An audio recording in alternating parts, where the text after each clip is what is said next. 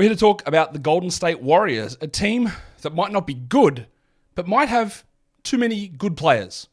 Michael Bolton? Thanks, Josh. It's Michael Bolton here, and it's time for another episode of the Locked On Fantasy Basketball Podcast. Let's get to it. Let's get to it, indeed. You are Locked On Fantasy, your daily NBA fantasy podcast. Part of the Locked On Podcast Network, your team every day. Hello and welcome to the Locked On Fantasy Basketball Podcast, brought to you by Basketball Monster. My name is Josh Lloyd, and I know where to buy a stamp. I'm also the lead fantasy analyst at basketballmonster.com, and you can find me on Twitter as always, at redrock_bball, on TikTok at redrock_bball, and on Instagram at Locked On Fantasy Basketball. Today's episode is brought to you by the Game Time app.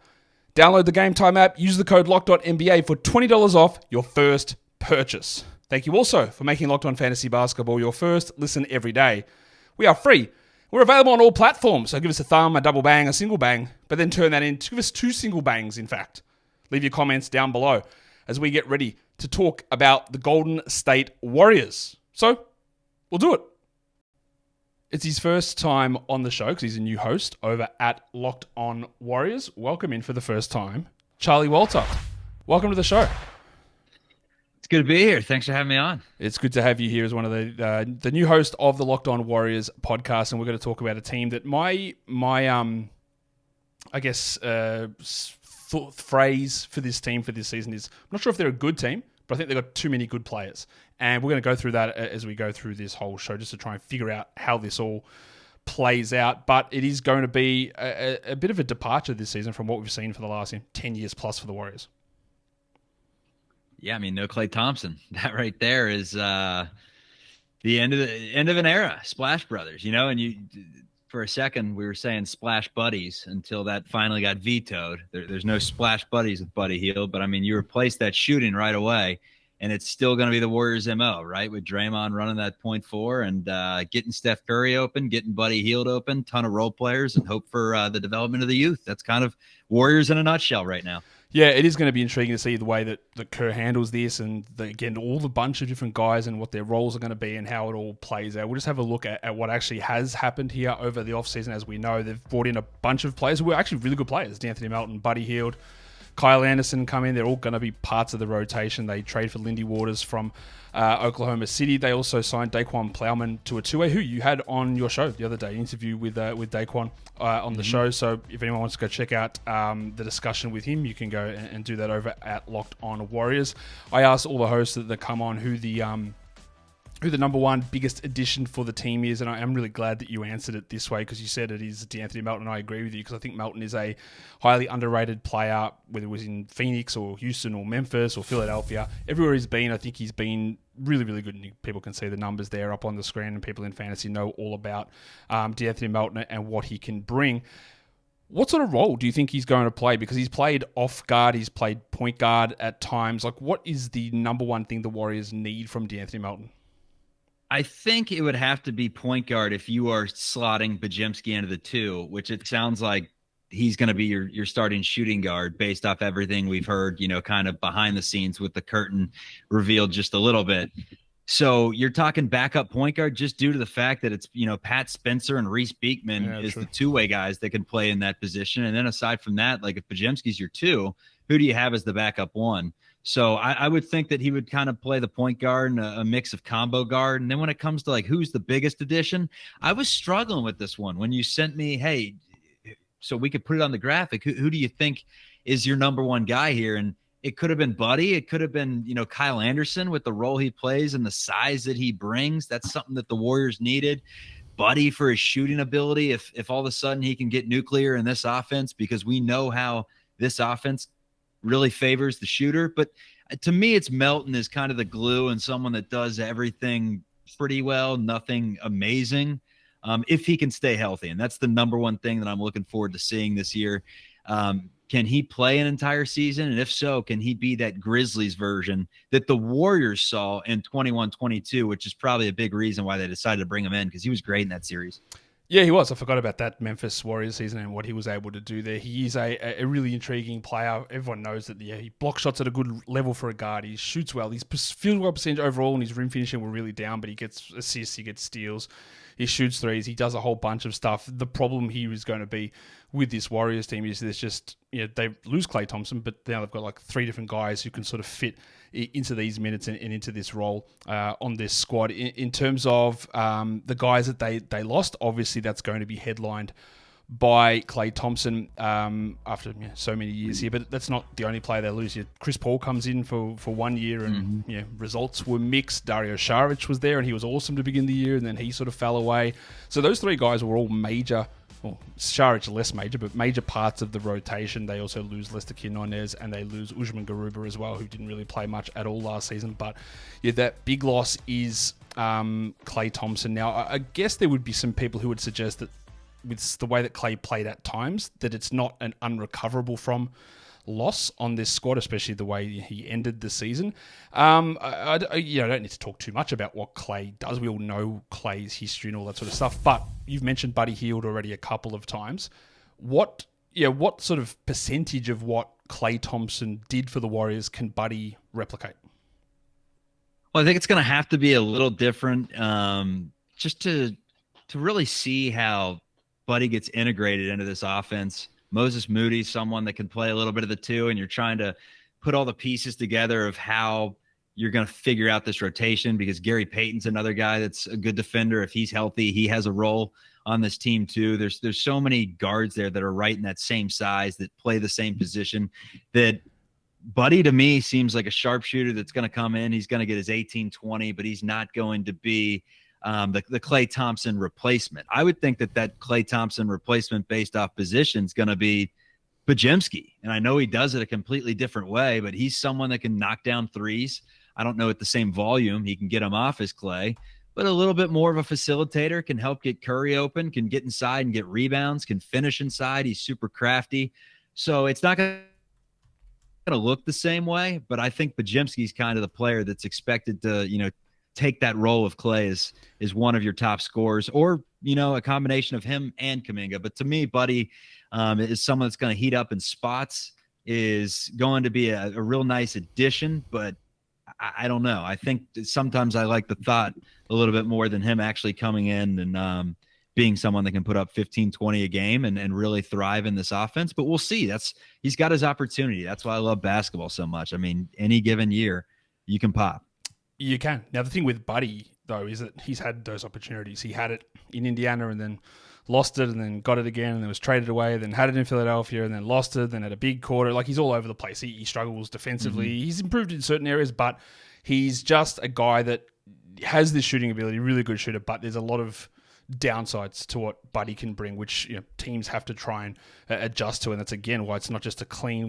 Because there'll be some people who'll be like, well, Klay's out, so Buddy will just start and play Klay's minutes and play Klay's role, but it's not. He's not the same guy. He's not the same player. He has a lot of downsides to what he does, and there's these other guys who can come in and play those sort of minutes, which is going to make this whole team and this whole structure of this squad really interesting to go through. We're going to talk a little bit more about that stuff as we come through, but today's episode is brought to you by eBay Motors. Passion, drive, and patience are the formula for winning a championship, or so I've been told.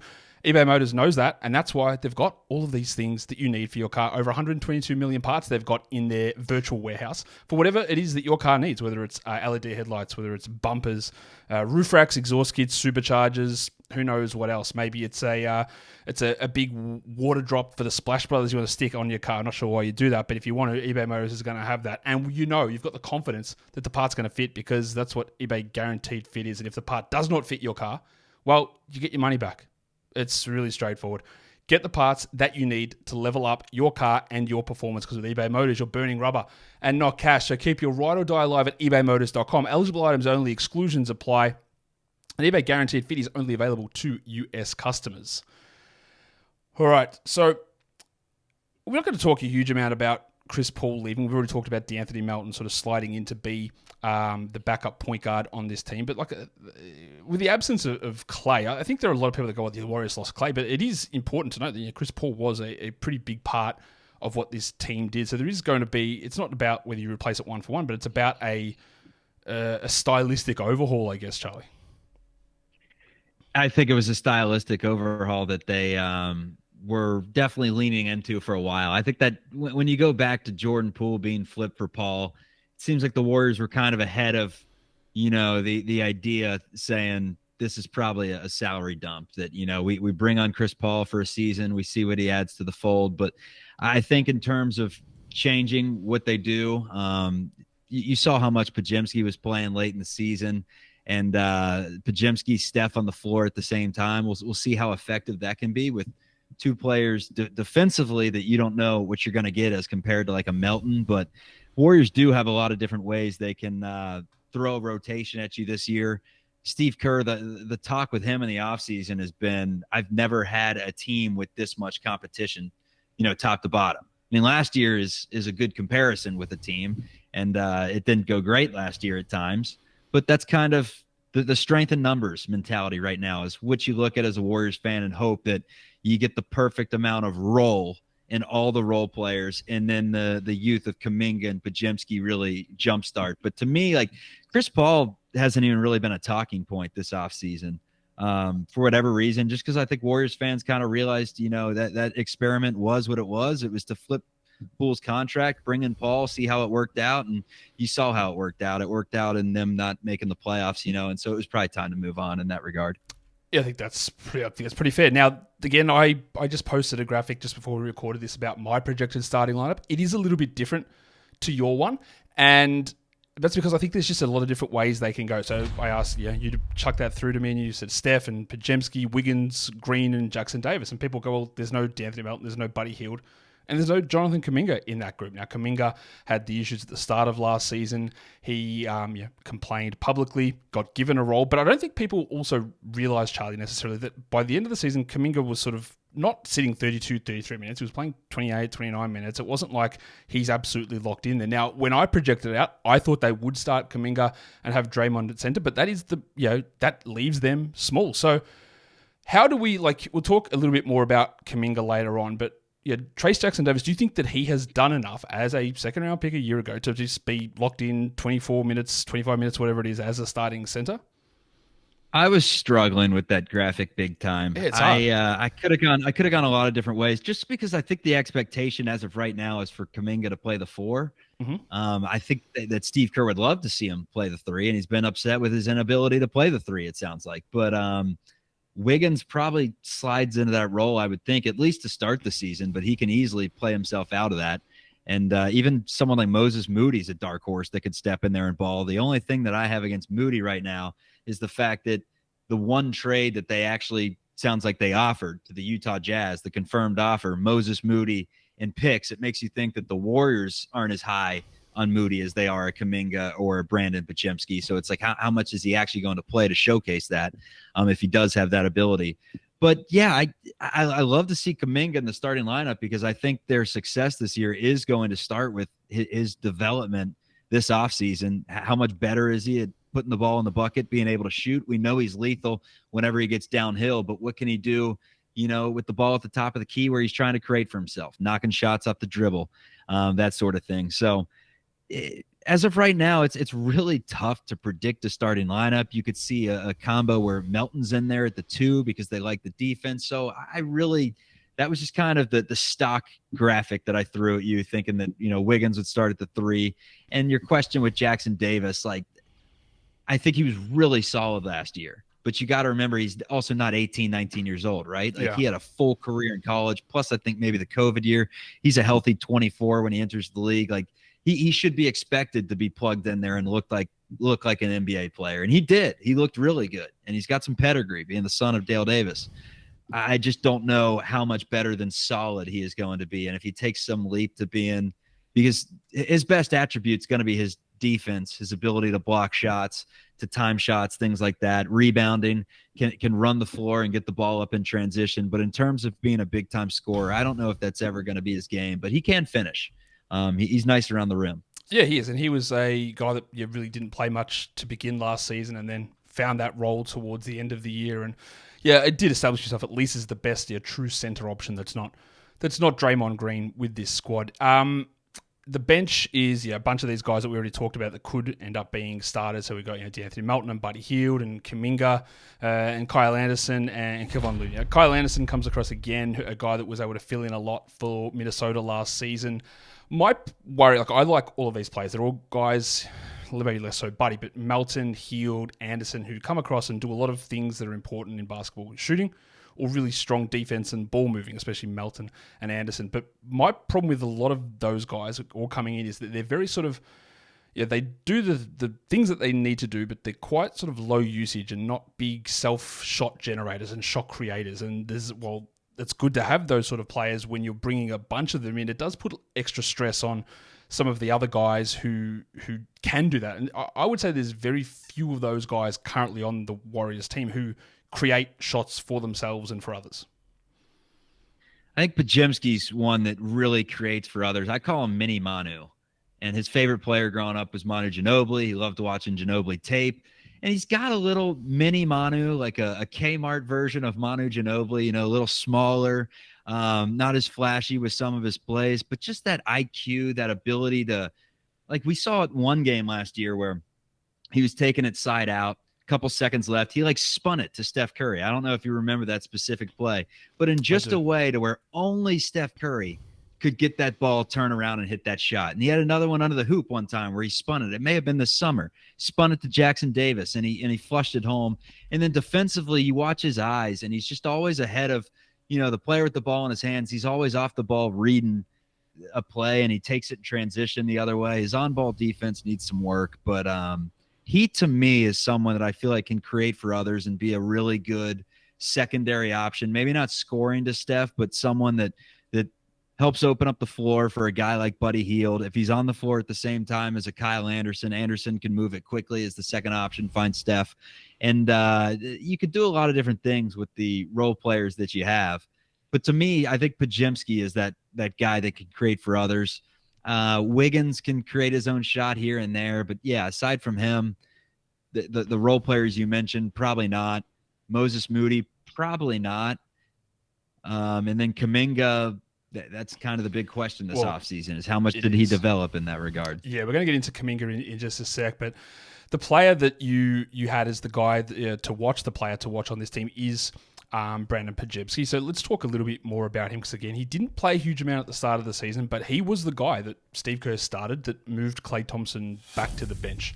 What was the major strength of Podziemski last season, do you think? And what's the, you've already mentioned, increasing some of that self-creation, but where, he 15 usage only last season. So what is he? Is he an 18 usage guy, like a De'Anthony Melton type of player, or can he go 22, 23? Does he go higher? Where can he go in terms of, because someone has to fill this void of Klay Thompson and Chris Paul. So how much higher does Podziemski, you think he's able to push this season? Oh, based off what we saw in the summer league, it was interesting because the first game that I saw him play, I think it was his second or third game, maybe against I think it was against the Kings in the California Classic. And he was first two possessions kind of step back three, threw up a couple bricks. It seemed like he was trying to force it and be the guy. And then when he kind of settled into his role and was facilitating for others, and then that opened up his ability to, step into a 12-footer and knock one down. From there on, he looked great the entire summer league before they shut him down. His ability to get into the lane, and then when he gets in there, he plays a lot bigger than his size. He talked about back in the day, he was a big man growing up, and that's why he's kind of crafty around the rim and has some big man looks for a 6'3" player down low. He's smart in the lane. He doesn't panic. He uses his pivot foot really well, can finish around the rim, has a sky hook, I guess righty. Has a sky hook, I guess lefty, like me, has a sky hook that is pretty interesting. And I guess his biggest question mark going into this year would be what I kind of mentioned and outlined in that summer league game I was talking about, where the first two possessions when he had to create for himself, he struggled. And then they put the ball in his hands at the end of the game against the Kings in the summer league, and was dribbling out near half court, kind of lost it, and luckily got fouled, knocked down the free throws to be the hero in the game and win the California Classic, hoist the Mitch Richmond trophy. But aside from that, he he struggled in that position. So that's what I wonder if he is a point guard moving forward. But he does have the ability to make some really nice plays. And if he's not turning it over, which he didn't a lot last year, he looks good. And then defensively, when what he makes up for and not having a ton of size, he has the grit to get out there and lead the league and taking charges. So kind of has that like throwback feel to his game. Yeah, the charges thing is interesting. I think he was second in the league last season in terms of charges taken per minute behind big Jalen Williams in Oklahoma City. And that's two really young players leading the league in doing that. Like Podziemski's got this. He was a huge rebounder in college. He can pass. I think the shooting, especially his free throws, which were pretty bad last season, I think they're going to improve. There's no reason to think that he can't get back to even his college numbers there. I do think there are going to be plenty of opportunities. I guess the question is, with him, is he playing 27 minutes a night? Like he played 27 last season. Is he 27, 28, or is he 32, 33 in terms of that role, given the fact that we've mentioned Buddy and Melton are there sort of sitting on the bench with the ability to slot in and group with Steph at times as well. And then Moses Moody too, and then you bring up Gary Payton, who that's the other one. was a nice piece on that 21-22 team that won the championship. Has been hurt an awful lot since. So if he's healthy, do they like Gary enough to give him a significant role? So there are a ton of bodies to where you wonder how that's going to work. I would imagine that by the time this season ends, the roster is going to look a lot different than it does right now, because it just doesn't add up with some of the players that play the exact same position or add in similar value to what another player does. Some just can't be traded until a certain point of the season, and others, they've probably tried to trade them. Like in Andrew Wiggins, we heard some reports that they were looking to move on from that contract. But then, how many contracts out there? You could look at Washington with Kuzma and try to flip it that way.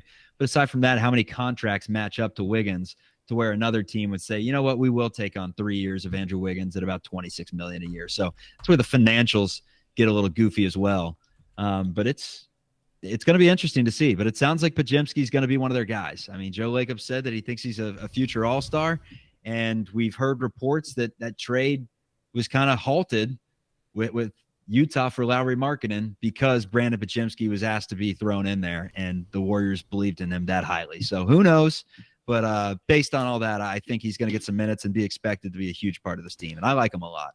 I like him too, but we've got some other guys to talk about, and we're going to get to them right now, because the guy that you've told me here is the make or break player, the guy that we sort of need to pay attention to what happens, I guess, this season, is Jonathan Kaminga, someone that, again, he was non-existent last season, stepped up once he called out Steve Kerr, got a role, but still quite a few question marks, I guess, around Kaminga, so much so, again, that we don't know whether he's a starter or where he is. But if we're talking about Clay not being there and someone being able to have usage and generate their own shots, he's one of the guys that can do that, I think.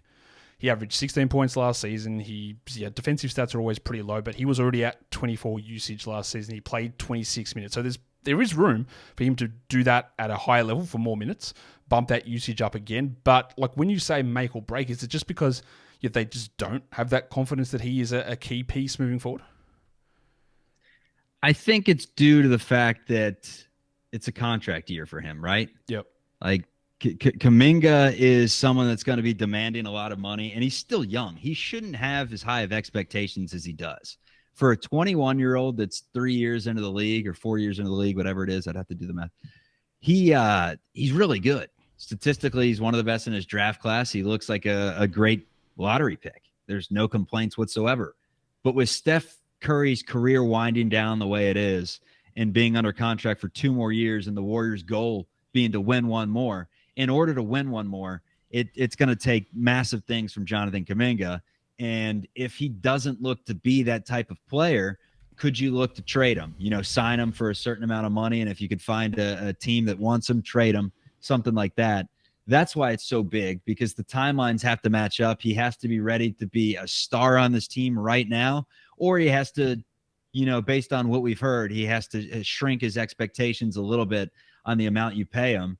Because if you're paying him to be one of your stars of the future, he's seen the floor enough at this point to where this year you see massive leaps in things like playmaking abilities, not in transition or not downhill, IQ, defensive ability, how much he wants it, the consistency, those sort of things. You have to see big time leaps this year, or you really have to debate, is he a huge part of our future? Is he better off maybe somewhere else?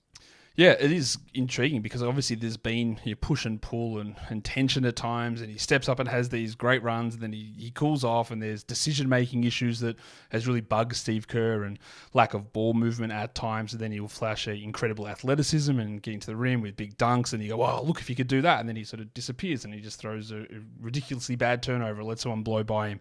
And they're all the things that have frustrated Steve Kerr, and sometimes it is just hey, this guy just doesn't work in our system or with our coach, and he'd be better somewhere else and in a different sort of environment. That can all happen. But I think you're right. It is make or break. It is year 4. We've got starting to move on from guys from that older era in Clay and in Chris Paul out of there as well. So he's the opportunity's there to be the number 2 offensive player, and we'll see whether it's whether it happens, or whether Steve Kerr likes the way that it happens, or any of those different things, or even what his role is. Because we all know, again, we haven't even touched on Andrew Wiggins much. Like, Wiggins was dreadful for most of last season. Like, he started to get better, but the first half of the year, just completely out of it, whether it was a fitness thing, whether it was a mental thing, there's a whole bunch of things. But what if Wiggins comes back and is the guy from 2 years ago? Then the need for Kaminga is not as high. It's not as important, because you're part of the reason that Kaminga was able to play like he did last season or get the opportunities, because Wiggins was dreadful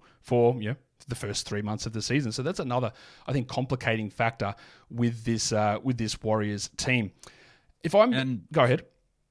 I was just saying, and for that reason, I almost feel like the season is kind of waiting in the weeds just to see what happens. Because you're right, you can't sell Wiggins right now because his stock's at an all-time low. But like you're playing the market, you're waiting for that thing to get up a little. You want to dump it. You want to get out of it. It's just a matter of, can you get it up to that median price to where someone's willing to take him on? Or the other logic is, if Andrew Wiggins does have a real good year, a bounce back to where you believe in him for the next 3, to where you have him lined up, then all of a sudden you're willing to move Kaminga and that potential contract, do sort of a sign and trade, bring in maybe a big, something that you need to contend. There, you have the assets in play to where if a lot of things go right, they have some flexibility to move contracts and reshuffle the deck chairs, per se. I think the major storyline for this team this season is, like I said at the very beginning of the show, they're a team that I'm not sure is that good, but I think they've got too many good players. Like, you've mentioned Moses Moody's name a couple of times. I haven't, because I don't even know if he plays. Like, where does he get minutes? Behind Hield and Podziemski and Curry and Melton, and then there's Payton, and there's Wiggins, and there's Kaminga. There's a million guys. I really actually think Moody can be a very solid starting player on a team, but he might get 0 minutes a night if the team's healthy. The guys like Jackson Davis could play 27 minutes. He could play 18 minutes. Kevon Looney might not be a part of the rotation. Kaminga might come off the bench. Hield might play 20 minutes. There's too many guys. Do you think that is, obviously you say, well, that's never a bad problem to have too many players, but sometimes in the NBA it can be, because guys don't get rhythm, they don't get minutes, they sit there and they lose value that you could maybe cash in. Do you think that the Warriors, because I think it's a relatively obvious thing that there's too many players, do you think they look at that and go, we've got to make a trade before we actually start the season off, or do you think they'll just see how it plays out and move on from there? I feel like they got to do something, right? They do. I mean, it feels like it's inevitable, but they just drafted Quentin Post, who's a 7-footer. They haven't signed him yet. He's someone that can knock down 40% from 3 and is 7 feet tall. Something that the Warriors fans have been asking for a minute now. They just don't have. They're hard capped. He requires, I think, $1 million because he's a 2nd-round pick, and they only have like 533 to offer him, so they can't sign him right now unless they shed someone. And I would think they sign him because they traded to get back into the draft and pick him up. We saw a little bit of him in the summer league. He was hurt, so it's like, what the heck's going on there? The Gary Payton thing doesn't really make sense right now.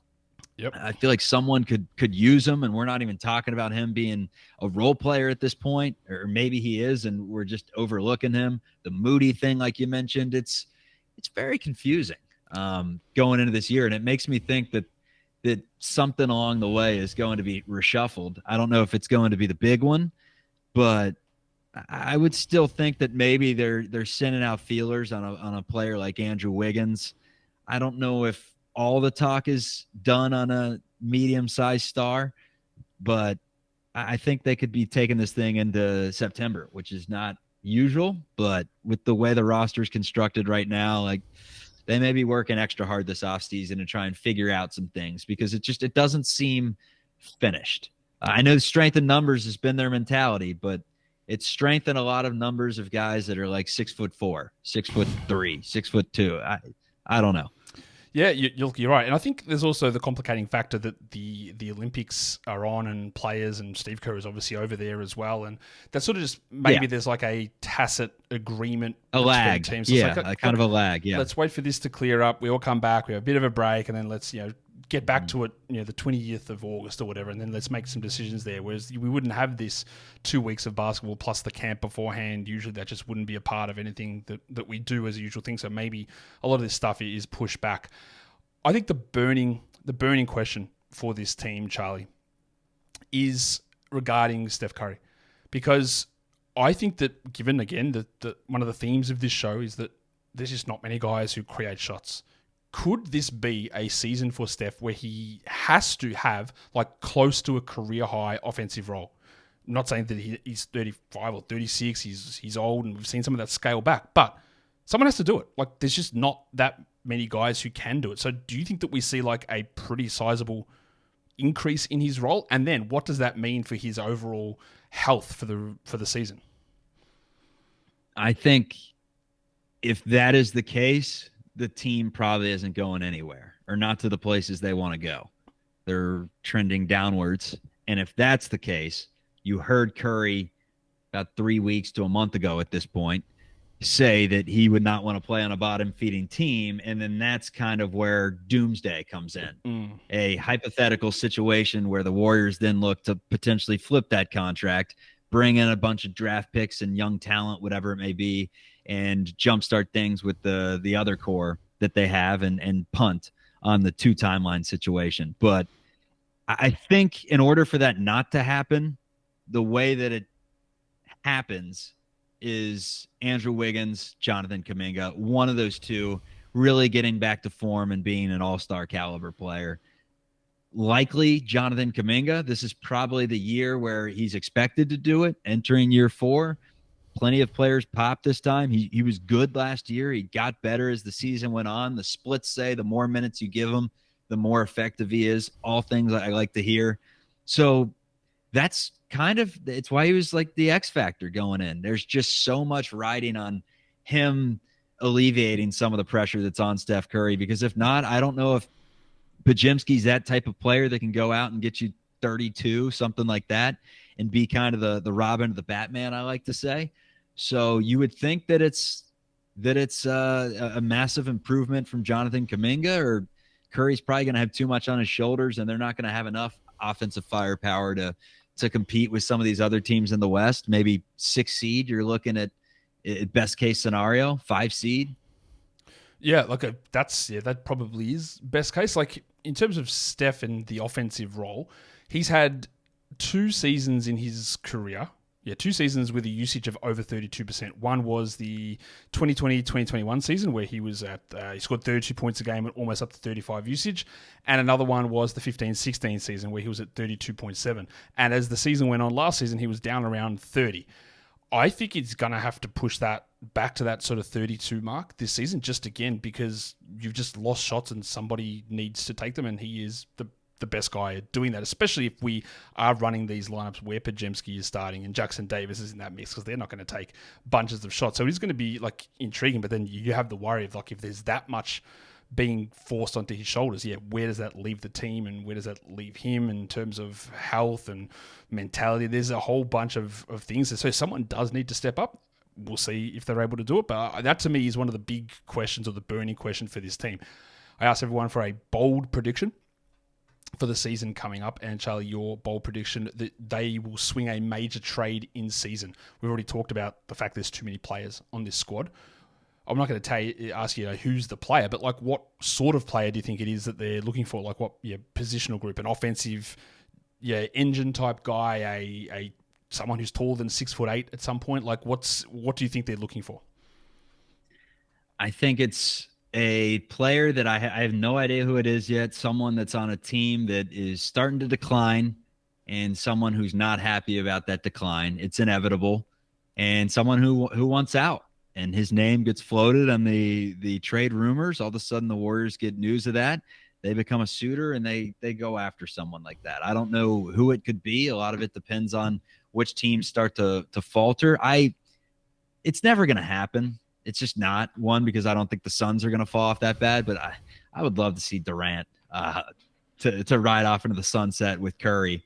Their contracts line up, so you could have kind of a 2-year run with the two. I don't know what it would take. You'd probably have to trade a Kaminga or something, but this is on the record now, Josh. It's not going to happen.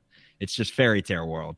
But it's something like that in season where a team struggles and one of their stars wants out, and the Warriors kind of come into play for him, and they have someone like a Kaminga that they can give up, or they have draft picks that they can throw into the mix, and they have just enough assets to be.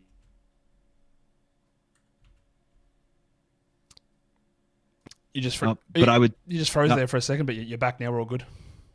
I'm back with the final take being, I think that it would probably be someone that plays in the front court, because I think that's where they're going to lack again this season.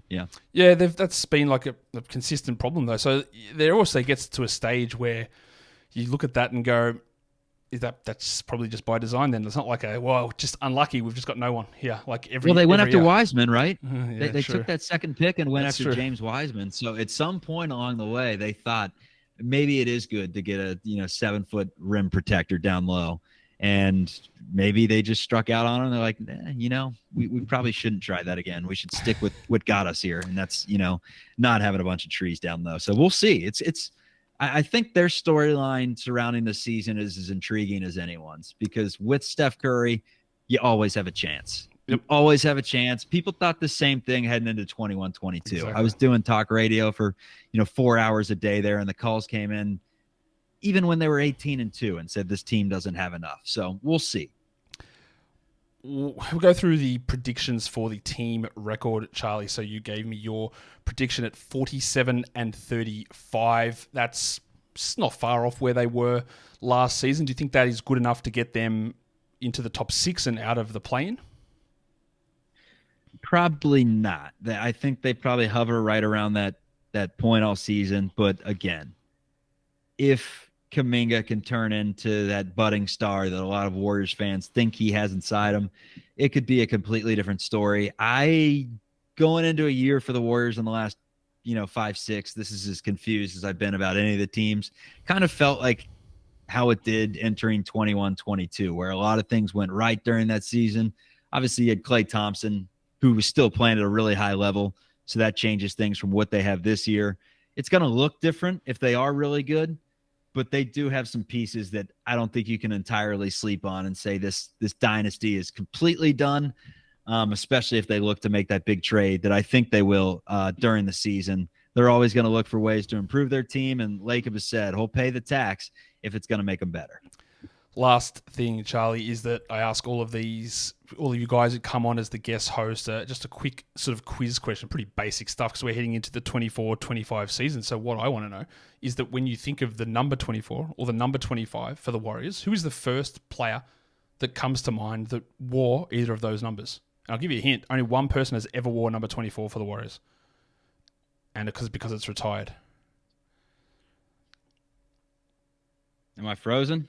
No, you're back here. You're back now.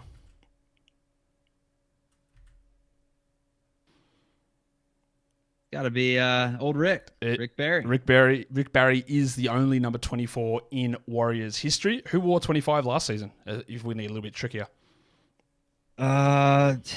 I'm not looking at any. Is it Trace? Did he wear 25? No. I'm not good with the numbers anymore. I don't think anyone is. Every person I've had on go, hey, man, I just don't really remember the numbers. It was actually Lester Quinones. When I was younger, I was okay. When I was good when I was younger with the numbers. But I mean, even now, it's hard to remember sometimes. I tell you what I think it might be. Also, it is with basketball. Is that because the players are just so visible, you just can tell by their faces. Like in other sports, helmets are on, you got to look at the numbers to sort of know how they move, and that's what I said with the basketball. You just look at the players' faces, so you don't have to pay that much attention. Jerseys. right? Their jerseys have to start selling. It's a little different when it's Clay or it's Curry and you're seeing their numbers all around the arena. But when it's like Trace Jackson Davis, you're paying attention more to the skill set than you are the number. But the diehards know. The diehards know the number. That is true. That is true, Charlie. That's it. That's your first season preview show with me here on Locked On Fantasy Basketball. So tell people what you've got cooking up over at Locked On Warriors over the coming week. Yeah, always have good guests on from my time at the radio station. Developed some good friends at both the radio stations in town. We get on those personalities, some TV personalities that we had from my time there, and just people that cover the Warriors every single day for a living, and they give their own little flair of what's going on with the team. I, drive traffic, or I do it solo and give my own takes, and everything put into that pot is always good stuff. And then Kylan Mills, the co-host, does a great job of really breaking down the team with her information, because she does, work with NBC Sports Bay Area and cover the team on the flagship. So it's always good to have her aboard too. And we have fun. Go and check out Charlie and Kylan over at Locked On Warriors. Charlie, thank you again for coming on and talking about this team that is very confusing, and one that we're all going to be watching intently just to see how all this stuff plays out. Of course, Josh. Appreciate it, man.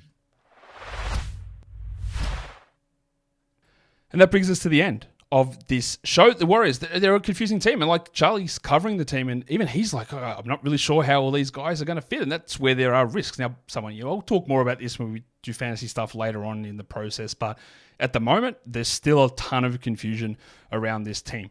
Don't forget, when you are here and you're watching, to give us that YouTube subscribe. Give it the thumbs up. Give it the double bang audio-wise. Do that. Also, guys, we are done here. Thank you so much for listening, everyone. See ya.